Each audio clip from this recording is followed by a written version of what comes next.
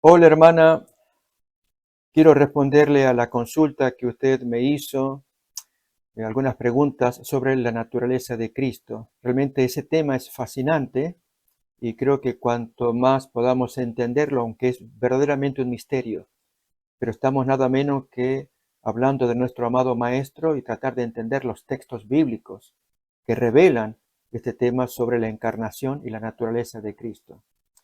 Y usted me hace la pregunta relacionándola con nuestra naturaleza pecaminosa también, ¿no? Usted me pone acá, yo entiendo que el pecado es una elección, yo decido pecar, pero mi pregunta es, esa tentación, ese deseo que uno siente, ¿cómo se le llama que uno tenga tendencia pecaminosa? Quizá me pregunto si usted se refiere a los términos técnicos con los cuales buscamos resumir. Cuando una persona tiene la tendencia pecaminosa, todos aquellos que hemos nacido desde la descendencia de Adán, del Adán caído, su primer hijo Caín, luego Abel, etcétera, llamamos a ello naturaleza poslapsaria.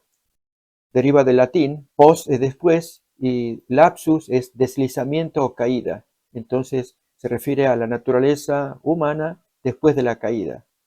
Por lo tanto, la naturaleza que todos tenemos es naturaleza poslapsaria, naturaleza con tendencias pecaminosas. Y usted luego me sigue escribiendo, si uno no nace con naturaleza pecaminosa, que es el caso de Adán, que él nació sin tendencia pecaminosa, y a la vez sostenemos también, aunque hay hermanos que piensan lo contrario, que ocurrió lo mismo con Jesús, que Jesús nació con tendencia no pecaminosa, aunque nació con nuestra naturaleza carnal. Y entonces allí la gran discusión es cómo armonizar textos, especialmente del espíritu de profecía, que hablan en ambos términos que aparentan ser opuestos. Esto es, que Jesús nació o tuvo naturaleza caída. La hermana White habla de ello, naturaleza caída, pero a la vez ella dice en otras porciones que nadie diga, especialmente en una carta dirigida a un matrimonio, Baker, eso está en los escritos de Elena White, que nadie diga que Jesús tuvo una pizca de tendencia pecaminosa, porque eso no es así. Escribe así de esa manera, ¿no? Entonces, es casi como una contradicción. Si Jesús tuvo naturaleza caída como la nuestra, ¿cómo podemos decir que no tuvo tendencia o inclinación o propensión pecaminosa?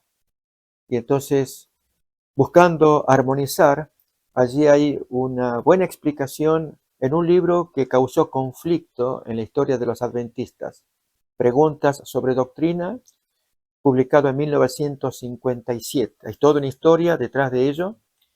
Y en la edición que ahora tenemos en español, aparece la edición anotada de George Knight. Este hombre adventista, él busca eh, sacar a luz este libro otra vez de su original inglés, pero hacerle las anotaciones, respetando absolutamente, íntegramente el texto inglés original. Lo mismo la versión anotada en inglés. Y allí entonces se plantea en las preguntas el tema de la naturaleza humana de Cristo, entre otras 47 preguntas adicionales, muchas preguntas hay allí sobre las doctrinas de los adventistas. Este material lo he presentado en otro audio que le haré llegar a usted, porque quiero más bien ceñirme a la pregunta que usted me trae, ¿no? Solamente que agrego que en esta discusión de los hermanos entre si Jesús tuvo naturaleza pecaminosa con nuestras propensiones pecaminosas como las nuestras, o si Jesús tuvo la naturaleza caída como Abel o aún Caín, pero sin propensiones o inclinación pecaminosa, ¿sí? Que es a donde la hermana White apunta. Entonces, ambas ideas son correctas de Elena White y no obstante, no hay contradicción. Allí en el libro, le insisto, en Preguntas sobre Doctrina, en la sección que trata de la encarnación de Cristo, el punto 8, ahí trata con más detalle la solución que se propone por las lecturas que Elena White tuvo de un autor no adventista, Henry Melville, que ella lo leía mucho, los sermones de Henry Melville. Recordemos que la hermana White no tuvo una instrucción formal de escuela, apenas su tercer grado, y tenía que expresarse con ideas y leyendo, y le agradaba mucho esa lectura. Y de allí viene entonces ese concepto, ambos, que aparentan ser contradictorios. Naturaleza caída, como la que tenemos actualmente, pero lo opuesto, sin tendencia pecaminosa. En el caso de la pregunta suya, cuando usted me dice, si uno no nace con naturaleza pecaminosa, que diríamos es el caso de Jesús, tuvo naturaleza caída, pero no pecaminosa. Si podemos conciliar ambas cosas. Quizás agrego un detalle para entenderlo mejor. Por naturaleza caída pecaminosa, con propensiones pecaminosas, es el caso de aquellos, como todos los seres humanos, que tenemos tendencias e ideas pecaminosas. Esto Jesús lo ilustra en San Mateo, capítulo 15, si usted se acuerda, allí cuando Jesús dijo en la discusión que hubo con los fariseos acerca de qué cosas son las que contaminan al hombre. Allí en Mateo 15, 19, hay una explicación de Jesús justamente de lo que constituye la naturaleza pecaminosa del hombre. Cuando él dijo, porque del corazón salen los malos pensamientos, Mateo 15, 19, los homicidios, los adulterios, las fornicaciones, los hurtos, los falsos testimonios, las blasfemias. Estas cosas son las que contaminan al hombre. Entonces, a esto llamamos propensiones pecaminosas. La pregunta es si Jesús tuvo esas inclinaciones naturalmente.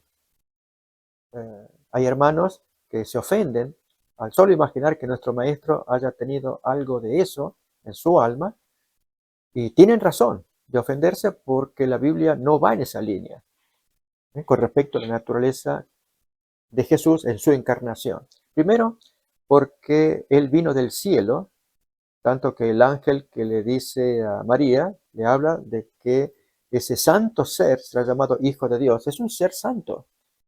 Y tuvo propensiones, a lo menos por parte de su mamá María. Hasta eso es discutido. Porque el texto en Hebreos nos dirá, voy a leer Lucas 1:35, ¿no? Respondiendo el ángel le dice a María, el Espíritu Santo vendrá sobre ti y el poder del Altísimo te cubrirá con su sombra, por lo que también el santo ser que nacerá será llamado Hijo de Dios. Entonces venía del cielo, pero la pregunta es si también tomó de los cromosomas de María. Lógicamente, allí estaríamos elucubrando más allá de lo razonable, de lo permitido, porque eso es un misterio. Pero acordémonos que en Hebreos se nos dice, hay una expresión allí que nos dice, me preparaste cuerpo, ¿sí? En Hebreos. Y esto significa que Jesús ya vino preparado por el Espíritu Santo, en un envase, si lo podemos decir así, desde el cielo e incrustado en María. Incluso la ciencia hoy prueba que esto es posible con el alquiler de vientres, por ejemplo, ¿no? Allí en Hebreos capítulo 10, versículo 5 dice, por lo cual, entrando en el mundo, dice, sacrificio y ofrenda no quisiste, mas me preparaste cuerpo, ¿sí? Basándose en una lectura alternativa de la Septuaginta. Es otro tema también, el tema de la Biblia griega, porque en el hebreo dice de una manera, pero la Septuaginta trae esta porción, me preparaste cuerpo. Si es así, el cuerpo preparado, pues entonces, como dije, viene todo el paquete, el envase, ya directo del cielo, incrustado en un alquiler de vientre, diríamos en términos modernos, que sería el de María. Por lo tanto, no necesariamente tendría los cromosomas de María. ¿Vemos? Esto es posible, o sea, la ciencia diría que es posible, pero insisto, no podemos usar este argumento, solamente razonamos para entender si Jesús tuvo o no propensiones pecaminosas. Entonces, cuando la hermana White nos dice que tuvo naturaleza caída, pero no pecaminosa, ¿cuál es la diferencia?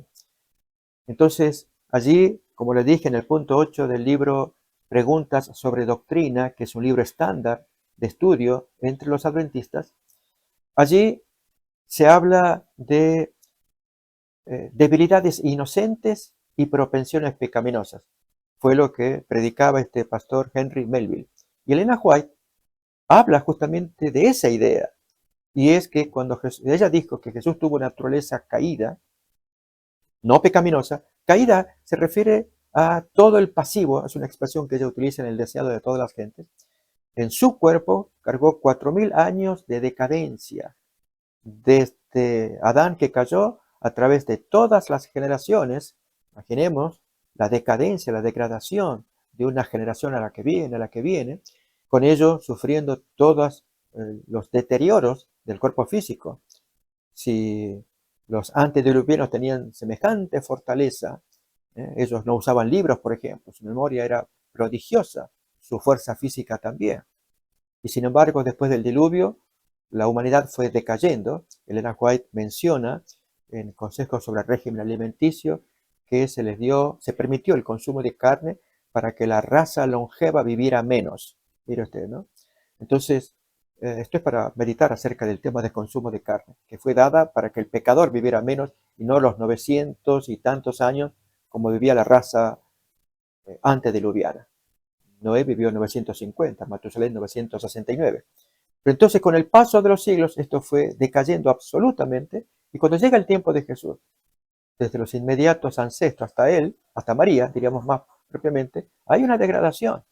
Por lo cual, esa degradación que tiene que ver con la constitución física, esto es, las debilidades como el hambre mucho más acuciante que lo que pudo haber sido en el tiempo de los antediluvianos. Hambre, frío, cansancio, tristeza, enfermedades, etcétera, que no implica necesariamente pecado, ni aún propensión pecaminosa. Entonces, eso se le llama debilidades inocentes. Por lo tanto, si la hermana White nos dice que Jesús tuvo naturaleza caída, se refiere a esas debilidades inocentes, y cuando se refiere a naturaleza pecaminosa, que Jesús no la tuvo, se refiere a la que tenemos nosotros, como hemos leído de Mateo 15, 19 y 20, que del corazón salen todas esas cosas feas del alma. Por lo tanto, continúo con la pregunta, que usted me dice, si uno no nace con naturaleza pecaminosa, porque se siente, ¿cómo se le llama eso? Entonces estaríamos hablando de naturaleza prelapsaria. Pre significa que es antes, y de lapsus, caída, deslizamiento, entonces antes de la caída. Por lo tanto, Adán tuvo naturaleza prelapsaria, el Adán que estaba frente al árbol de la tentación, ¿sí? En tanto no comiera el fruto. Y naturaleza poslapsaria es la que tiene Adán después de haber cometido pecado, cuando él se sintió avergonzado por estar desnudo con su esposa. Entonces, esa naturaleza pecaminosa la tenemos todos nosotros, la hemos heredado. Pero en el caso de Jesús, diríamos que es una combinación de ambas cosas. Entonces, yo a esto le llamaría naturaleza prelapsaria especial. Primero, prelapsaria porque no tuvo tendencia pecaminosa, propensión. Como se leyó de Mateo 15, 19, que del corazón salen los malos pensamientos. Ya Jesús lo había dicho de otra manera, Satanás no tiene nada en mí, ¿sí? Entonces, él podía hablar con autoridad. Y esto muestra que Satanás no podía echarle el diente, hincarle el diente, solemos decir, ¿no?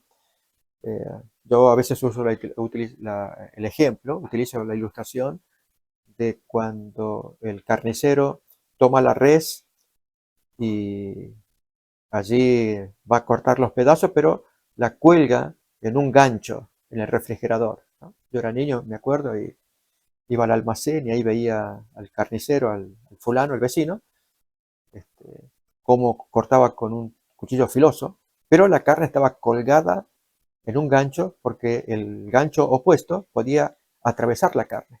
En el caso de Satanás no podía atravesar la carne de Jesús.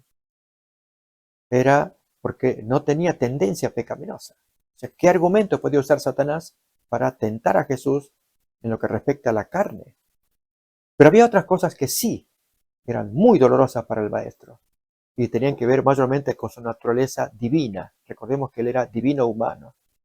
Tentaciones como aquellas como la de si eres hijo de Dios, di que estas piedras se hagan pan. Eso era tentación. Si a un humano le dicen esas palabras, pues no es tentación. No tenemos poder para hacer eso. Jesús sí lo tenía. O desciende de la cruz, que creeremos. Era otra tentación. Y así, un sinnúmero de tentaciones. O cuando veía la maldad de la gente y podía leer sus mentes. Es el caso de Juan 8, cuando él se sentó a escribir o se inclinó a escribir en el suelo, mientras los fariseos acusaban a la pecadora. ¿Sí? Y allí Elena White nos dice que cuando escribía, él escribía los nombres de esa gente y sus pecados particulares. ¿Sí? En San Juan 8:6. Pero esto decían tentándole para poder acusarle. Pero Jesús, inclinado hacia el suelo, escribía en tierra con el dedo. No sabemos qué escribía, pero ya podemos imaginar por lo que Elena White nos dice. Los nombres de cada uno y el pecado particular que lo caracterizaba. O sea, él les conocía y tenía todo el poder para desenmascararlo en público. Esa era una tentación, pero se contenía por amor a nosotros, para siempre obrar como lo haría todo ser humano. Entonces, cuando Jesús tuvo o vino a la tierra, llevó entonces esta naturaleza prelapsaria especial. No pecaminosa, con tendencias no pecaminosas, pero con un cuerpo deteriorado por 4000 años de pecado desde Adán y Eva en adelante. Usted me pone también, yo entiendo que Cristo venció en todo, en lo que Él vino en un cuerpo humano como el mío, y que yo puedo vivir en santidad como Él fue santo. Pero ¿por qué uno tiene esa tendencia? Muy buena pregunta. Quiero invitarle a que leamos juntos Romanos capítulo 5, versículo 12. El apóstol Pablo enseña algo allí, pero San Agustín desarrolló algo y que los adventistas nos excedimos. Yo fui alumno de teología en el seminario y yo recuerdo a mis profesores cuando nos enseñaban esto. Hoy me doy cuenta que es erróneo y va en contra de la palabra. Romanos 5:12 dice, por lo tanto, como el pecado entró en el mundo por un hombre y por el pecado la muerte, así la muerte pasó a todos los hombres por cuanto todos pecaron. El texto es muy claro que el pecado entró por causa de Adán y por el pecado vino la muerte y la muerte pasa a todos porque todos los hombres pecan al modo de Adán. ¿Sí? Entonces, estamos heredando de Adán lo que él hizo. Pero San Agustín agregó cosas que en el texto bíblico no aparecen, el concepto del pecado original. Esto es que Adán le lega a la raza humana, porque vamos a seguir leyendo todavía Romanos 5:13, porque este es el texto básico de San Agustín y que afectó a los adventistas también. Pues antes de la ley había pecado en el mundo, esto es antes de que Moisés recibiera en el monte Sinaí la ley de Dios, ya había pecado. Pero donde no hay ley, no se inculpa de pecado. Significa que uno no puede acusar de pecado cuando no hay una ley que lo mencione. Es más o menos como cuando se nos quiere acusar por una ley que apareció hoy de faltas que hemos cometido hace una semana. El caso, por ejemplo, de los cinturones de seguridad, por decir un ejemplo, ¿no? Décadas atrás no se usaba, no era ley, ahora, hoy es ley. Y el que no usa, si el policía lo ve y no usa el cinturón de seguridad, le aplica la multa, la pena. Pero no puede aplicar la pena a gente del pasado o a vehículos del pasado que no cargaban el cinturón de seguridad. Así la ley de Moisés apareció en el monte Sinaí y ahí comienza a acusar. Pero ¿qué hacemos con la gente que vivió antes de la ley de Moisés y cometió los mismos pecados? Es el caso de Abraham. Es muy llamativo, Abraham vivía en pecado, pero Dios no le imputó su pecado. ¿Cuál pecado? En Génesis 12, en Génesis 20, se nos habla de que él llevó adelante la práctica de convivir con su hermanastra, lo cual era pecaminoso de acuerdo a Levítico 18 y Levítico 20. Nos acordamos de la experiencia que tuvo tanto con el faraón, pero especialmente, eso en Génesis 12, pero especialmente en la explicación que le da a Abimelech. Que Abimelech le dice en Génesis 20, ¿por qué me ocultaste que ella era tu esposa? Por poco la gente la hubiera tomado. Entonces Abraham pues menciona que lo hizo por miedo. ¿No? Lo que no debiste hacer, has hecho conmigo, le dice Abimelech a Abraham, en Génesis 29. Pero luego Abraham va a comentar por qué lo hizo y especialmente la relación que tenía con Sara. Dice Abraham, ciertamente no hay temor de Dios en este lugar. Él dijo dentro de su corazón, y me matarán por causa de mi mujer. Y entonces le hace el pedido a Sara, ¿no? A la verdad también es mi hermana, hija de mi padre, pero no hija de mi madre, y yo la tomé por mujer. O sea, realmente es mi hermana, pero es hermanastra, eh, hija de mi padre, pero no de mi madre. Pero esto estaba prohibido en Levítico capítulo 18 y capítulo 20. Y por lo tanto, Abraham estaba en falta, estaba en pecado. Pero la ley de Dios se publicó 430 años más tarde, nos dirá Gálatas capítulo 3. Por lo tanto, no se le puede inculpar a Abraham por una ley que apareció más tarde. Pero la conciencia ya venía diciendo, y uno iba ofendiendo la conciencia, haciendo cosas incorrectas. Entonces, sigo leyendo todavía más lo que usted me cuenta, cuando dice, eh, ¿por qué uno tiene esa tendencia? Entonces, habíamos leído de Romanos capítulo 5, versículo 13, que donde no hay ley, no se inculpa de pecado. Y en el versículo 14 todavía agrega más detalle. No obstante, reinó la muerte desde Adán hasta Moisés, aún en aquellos que no pecaron a la manera de la transgresión de Adán, el cual es un tipo, la palabra figura, allí en Romanos 5:14, en el griego dice tipo, y de ahí deriva el concepto de tipo y antitipo, o la tipología, ¿no? Era un modelo, Adán, el cual es modelo de aquel que debía venir. De ahí que llamamos al primero, a Adán, el primer Adán, y a Jesús, el segundo Adán, justamente en este concepto de eh, ¿qué Adán? ¿El Adán caído o el Adán antes de caer? Sí, este es el tema sumamente importante. Entonces, leemos todavía un texto más en Salmos 51:5 y que no se le puede aplicar a Jesús, pero a nosotros sí. He aquí, en maldad he sido formado y en pecado me concibió mi madre. Por eso hemos nacido en pecado, pero Jesús no, porque Él era un santo ser que vino del cielo. Entonces la discusión es, pero si no fue como nosotros, ¿cómo me puede entender? Bien, eso yo lo explico en otro audio que también se lo quiero enviar. Solamente este es algo más breve o como una introducción.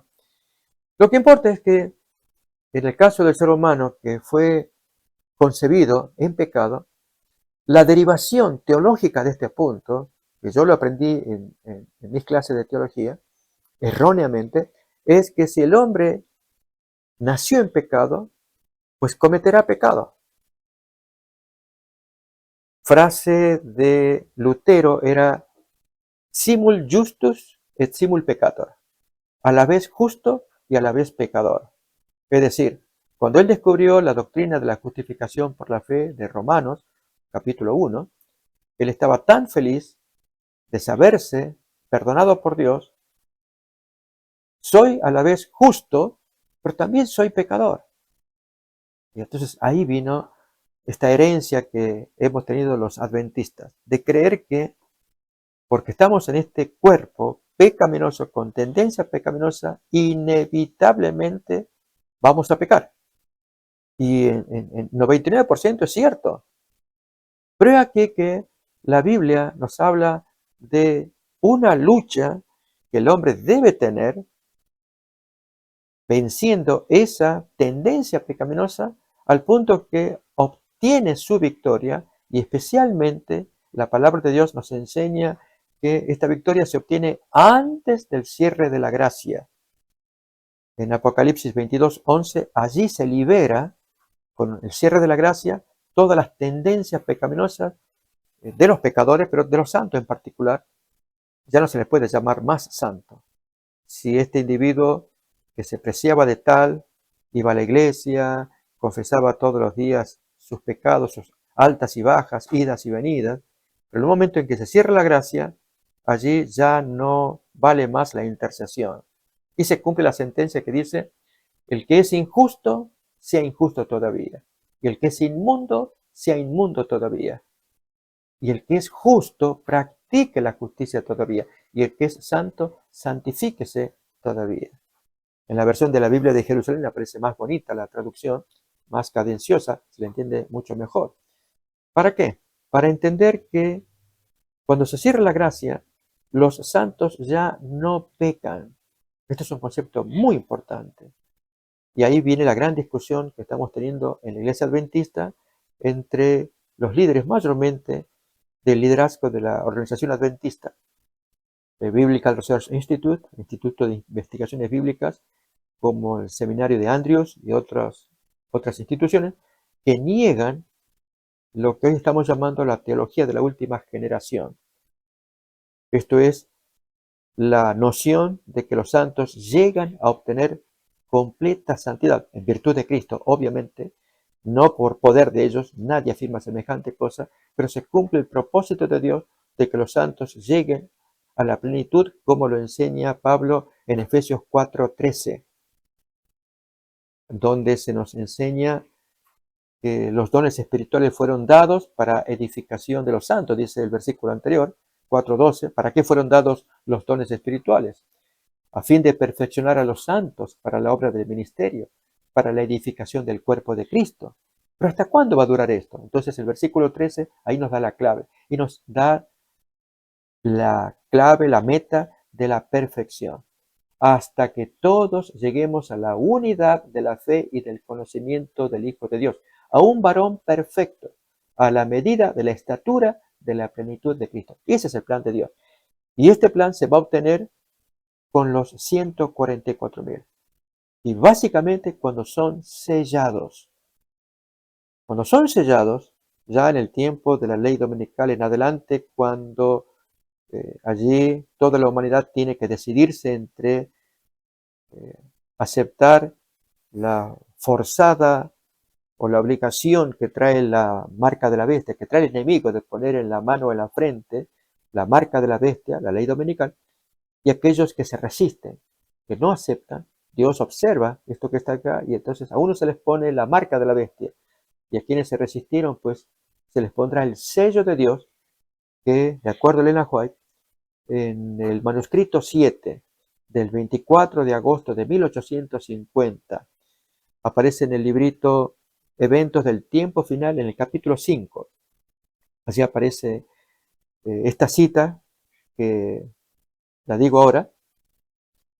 El sellamiento de Dios, tal vez voy a leer literalmente la traducción que tenemos en español, ¿no?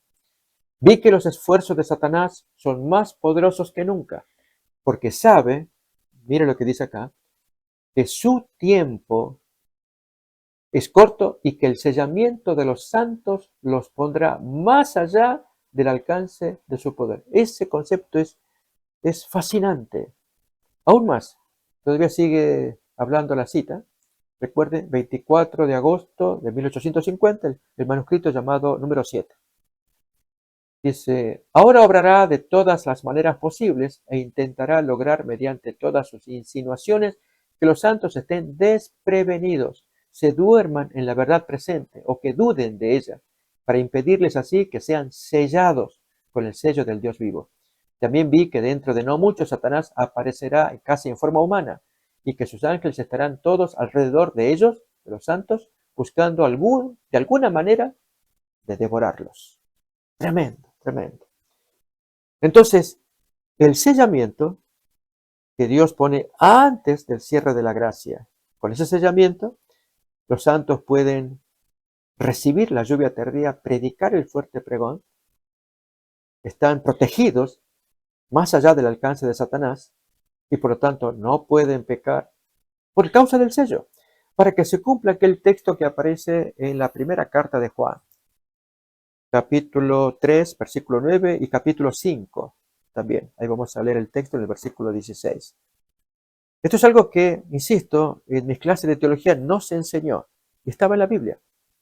Todo aquel que es nacido de Dios no practica el pecado, porque la simiente de Dios, que es Cristo, permanece en él y no puede pecar, porque es nacido de Dios. Entonces, tendríamos que reestudiar este concepto de nacer de Dios, tal como nos lo dice el Evangelio de Juan capítulo 1. Ahora vamos a leer el texto, pero completemos con capítulo 5 ahora, primero de Juan 5, versículo 16, que va en la misma línea, que dice 5, creo que es 5:8, en lugar del versículo 16, que va, dije yo, en la misma línea. Vamos a mirar el texto, quiero buscar en primera de Juan, capítulo 5. Ahora, sí, 5:18, no el 16. Decía, sabemos que todo aquel que ha nacido de Dios no practica el pecado, pues aquel que fue engendrado por Dios, que es Cristo, le guarda y el maligno no le toca. Al ponerle el sellamiento, de hecho, el sello dice en la frente del santo, esto aparece en Apocalipsis 14, eh, que tiene el nombre de él y el de su padre escrito en la frente. O sea, indica propiedad. Y si es propiedad, ya Satanás no lo puede tocar. Para bendición de ese amado santo que fue privilegiado al serle puesto el sello. Pero es porque él luchó junto con Cristo, con la asistencia del Espíritu Santo, para ser sellado. Dice acá, después miré, he aquí, el Cordero estaba en pie sobre el monte de Sión, y con él 144,000 que tenían el nombre de él y el de su padre escrito en la frente. Ese es el sello del sellamiento que hemos hablado, ¿sí? Entonces, vuelvo otra vez al concepto de que si, aunque hemos nacido en pecado, Salmo 51:5, en todo por mi madre fui concebido en pecado. Eso es cierto, pero de ahí la deducción de que porque hemos nacido en pecado, necesariamente tenemos que pecar, o sea, es inevitable que tengamos que pecar, eso es falso. Porque es cierto que el 99% de nuestras tendencias nos empujan a pecar, nadie duda de eso. Pero por el poder de Dios, y especialmente en la última generación, Dios va a obrar de tal manera que pueda mostrar una galería de santos después del cierre de la gracia, cuando no hay más intercesión de parte de Jesús. Cuando caen las plagas contra los pecadores, solamente contra ellos, los santos son protegidos por el poder de Dios. Y Satanás, absolutamente suelto, él domina toda la raza humana. No hay nada que se le restrinja, excepto la gente sellada. No los puede tocar. Y entonces, al no tocarlos, es tampoco hacerlos pecar, obviamente. Pero estos santos tienen naturaleza pecaminosa. ¿Por qué? Porque en el tiempo de angustia, como cuenta Daniel 12:1 y se basa en Jeremías 37, se produce un tiempo cual nunca hubo en la tierra, como dice el texto. En aquel tiempo se levantará Miguel, el gran príncipe que está de parte de los hijos de tu pueblo. Miguel es Cristo. Y será tiempo de angustia, cual nunca fue desde que hubo gente hasta entonces, pero en aquel tiempo será libertado tu pueblo, todos los que se hallen escritos en el libro. Entonces, toda la gente sellada fue anotada en los libros del cielo. Y ese tiempo de angustia de Jacob es el que se cita en Jeremías 30. Desde los versículos 1 en adelante nos cuenta la historia, pero en el 7 menciona el nombre ya. Ah, cuán grande es aquel día, tanto que no hay otro semejante a él, tiempo de angustia para Jacob, pero de ella será librado. Porque en los versículos previos pues venía hablando de cómo Jacob creía que su hermano lo iba a matar. Y por lo tanto era un miedo, una angustia de ser muerto por su hermano. Así también los santos en esos días temen ser muertos por los pecadores y allí solamente oran para que su vida esté limpia delante de Dios, la cual ya está limpia, pero ellos no lo saben. Ya está limpia porque han sido sellados, pero ellos no saben que están sellados. Y creen que pueden morir como los mártires que ellos eh, contemplaron que murieran, unos un tiempo atrás, digamos, unas semanas atrás, morían mártires para gloria de Dios y salvación de los últimos pecadores, y en eso se cierra la gracia. Y los santos creen que la matanza sigue para con otros y por eso temen por sus vidas. Y sin embargo se cerró la gracia y entonces entra allí la protección de Dios, de parte de Dios para sus santos y a la vez el castigo total para los pecadores. Escenas preciosas para meditar en la palabra de Dios. Entonces, resumiendo lo que estamos escuchando, nuestro caso, que tenemos tendencia pecaminosa, podemos imitar a Jesús. Él no tuvo tendencia pecaminosa en lo que es la obediencia, justamente pensando en este ejemplo simple que voy a traer a continuación. Usted me escribe acerca de la decisión de no pecar. Allí usted me escribe, yo entiendo que Cristo venció en todo lo que Él vino en un cuerpo humano como el mío, que yo puedo vivir en santidad. Cuando uno decide vivir en santidad y no pecar, ¿sí? Usted pone por allí también, yo decido pecar o no pecar, ¿sí? Correcto, es correcto. Entonces voy a dar un ejemplo para que se vea el significado del poder de la decisión contra lo que es una naturaleza inherente en nuestro cuerpo, ya sea pecaminosa o no pecaminosa. El caso de Adán. Adán tenía naturaleza no pecaminosa, una naturaleza santa, creado directamente por Dios. Pero él decidió pecar. ¿Qué muestra ello? Que el pecado es el resultado de la desconexión con Cristo.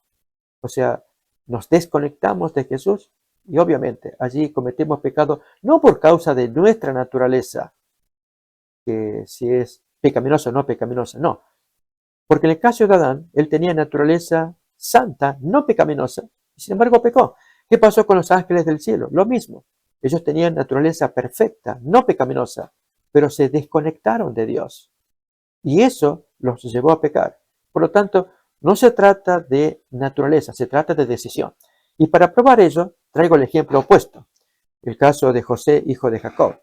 Él tenía naturaleza pecaminosa. ¿Sí?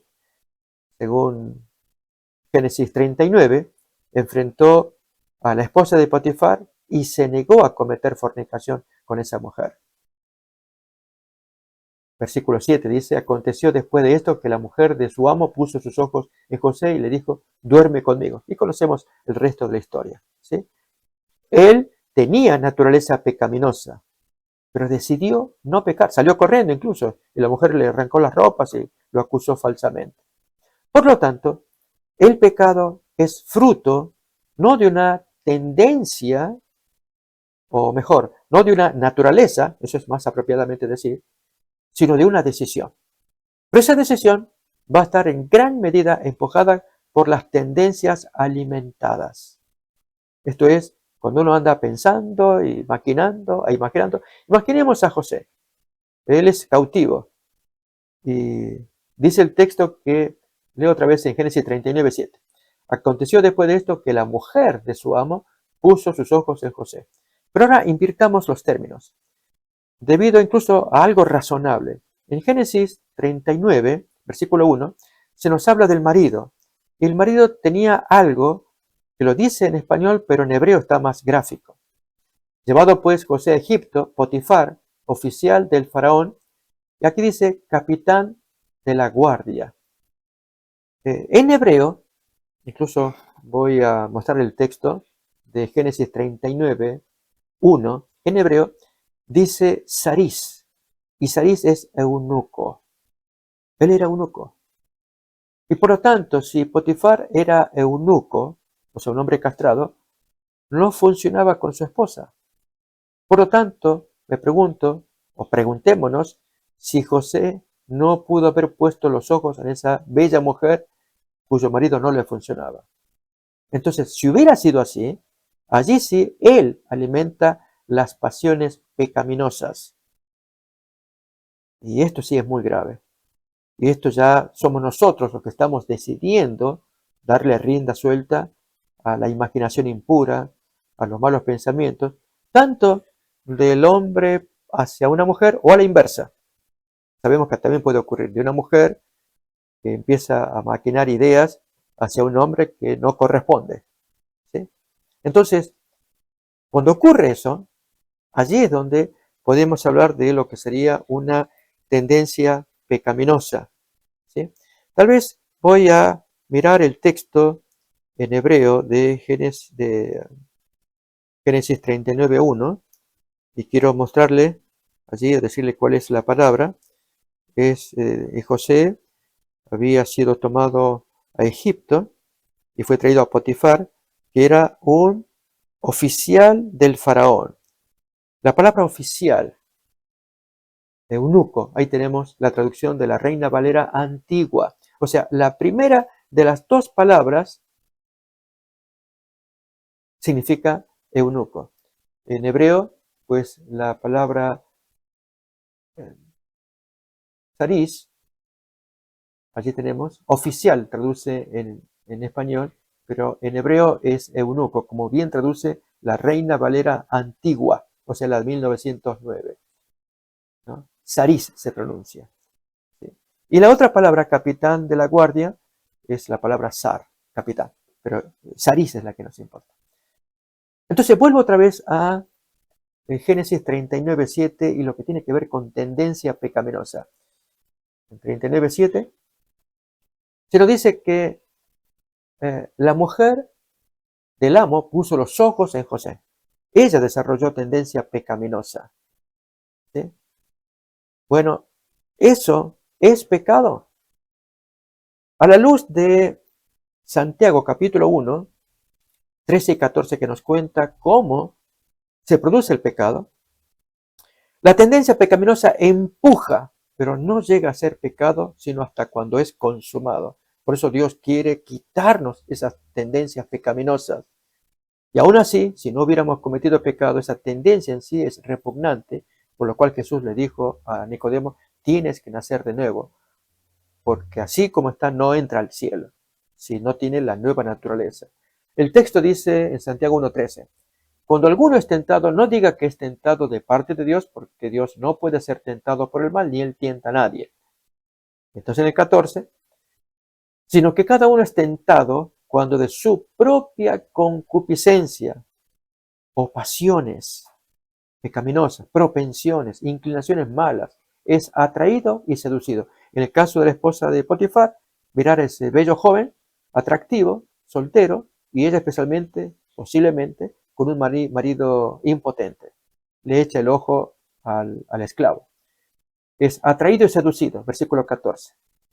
Versículo 15 de Santiago 1 dice, entonces la concupiscencia o esas pasiones, después que ha concebido. Y esto es cuando uno tiene inclinaciones y entró a esa imaginación una oportunidad, da a luz el pecado. En el caso de ella, vio cuándo podían estar solos con José. Y allí creyó ella que podía consumar su acto. O sea, después que ha concebido la concupiscencia, nos dice, ¿no? Quizás podemos ilustrarlo con la gestación humana, cuando la mujer concibe, ¿sí? Puede ser buena ilustración también. Lo cierto es que entró allí, en el cuerpo de ella, una oportunidad. Allí no haber nadie en el lugar, el joven disponible, el cuarto disponible, todo ya disponible. Entonces, cuando ha concebido, a punto, pero no dio a luz el pecado porque el joven salió corriendo. Pero el texto acá nos dice, da a luz el pecado y el pecado, siendo consumado, produce muerte. Así que interesante toda la relación que hay con nuestras pasiones, propensiones y la oportunidad para cometer el pecado. Satanás abre toda oportunidad, pero lo que importa es que cuando se comete pecado, allí sí, ya ese hijo que produjo esa concepción, Dios lo abomina, se llama pecado. Pero si pudiéramos usar la ilustración humana, femenina, habría que quitar el útero para que no se geste más. Y esa quitada de útero o quitada de propensiones pecaminosas, el Señor lo va a hacer. Es una simple ilustración, quizás no muy agradable de escuchar, pero vale como ilustración. para que no geste más y Satanás no pueda tentarle más. Así como la esposa de Potifar mirando al joven atractivo, ¿qué ocurrirá con los 144,000 hombres y mujeres que están huyendo en las montañas y etcétera, bañándose en los ríos para tratar de sobrevivir, etcétera, etcétera? Y sin embargo, ellos no tienen ya esa inclinación, aunque Satanás les remueve todo en el tiempo de angustia de Jacob. Pero Dios les ha limpiado y los sigue limpiando hasta el momento de la liberación, poquito antes de la segunda venida, allí en tiempo del Armagedón. Ojalá que esta exposición ayude, arroje luz para entender más este tema, pero me comprometo a enviarle un audio que hemos preparado y que ilustra con otros argumentos este tema tan interesante acerca de la naturaleza humana de Jesús, prelapsaria o poslapsaria, y nuestra participación en ese tema, y particularmente lo que les acontecerá a los 144,000 que serán sellados. Dios nos bendiga y que nos guarde también. Amén.